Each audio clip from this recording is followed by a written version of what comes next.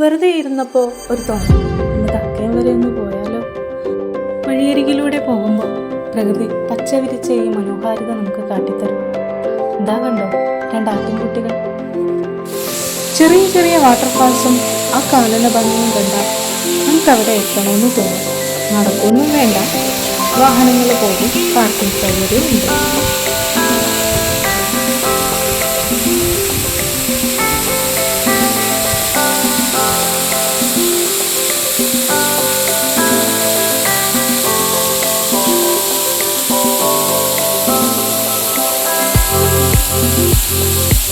അവിടെ എത്തി ടിക്കറ്റ് എടുത്ത് നമ്മൾ അതിനുള്ളിൽ പ്രവേശിച്ചാൽ ആദ്യം നമുക്ക് വിശ്രമിക്കാൻ മരത്തണലിൽ കുറച്ച് ഊഞ്ഞാലും കുട്ടികൾക്ക് കളിക്കാനുള്ള സ്ഥലവുമാണ്. അത് കഴിഞ്ഞാണ് യാത്ര.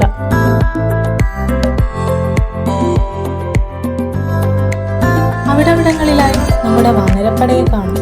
ചിലരേതെങ്കിലും മരത്തുമ്പിലിരുന്ന് ആടുന്നത് കാണും. അങ്ങനെ കാനന ഭംഗിയും ആസ്വദിച്ച് ഉരക്കുഴി വെള്ളച്ചാട്ടം കാണാൻ ആ കാടിനുള്ളിലൂടെ ഞങ്ങൾ നടന്നു. ജീപ്പ് സർവീസ് ഉണ്ട് കേട്ടോ, എന്നാലും നടന്നു പോകുന്നതാണ് നല്ലത്.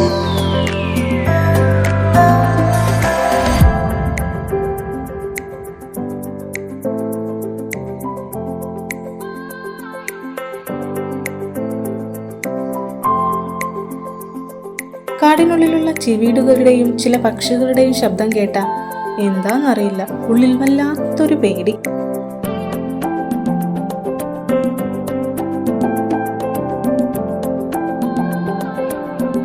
ഞങ്ങളിപ്പോൾ നടന്നു പോയിക്കൊണ്ടിരിക്കുന്നത് ഉരക്കുഴി വെള്ളച്ചാട്ടത്തിനടുത്തേക്കുള്ള ഒരു എളുപ്പ വഴിയിലൂടെയാണ്.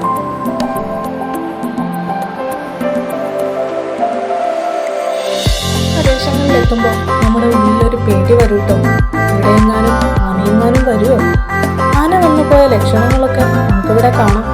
അങ്ങനെ കല്ല് പാകിയ തികച്ചും വനനിബിഡമായ മഴ പെയ്തു എന്ന് നമുക്ക് തോന്നും. പക്ഷെ അത് മഴയുടെ ശബ്ദമല്ല, ഉരക്കുഴി വെള്ളച്ചാട്ടത്തിലേതാണ്.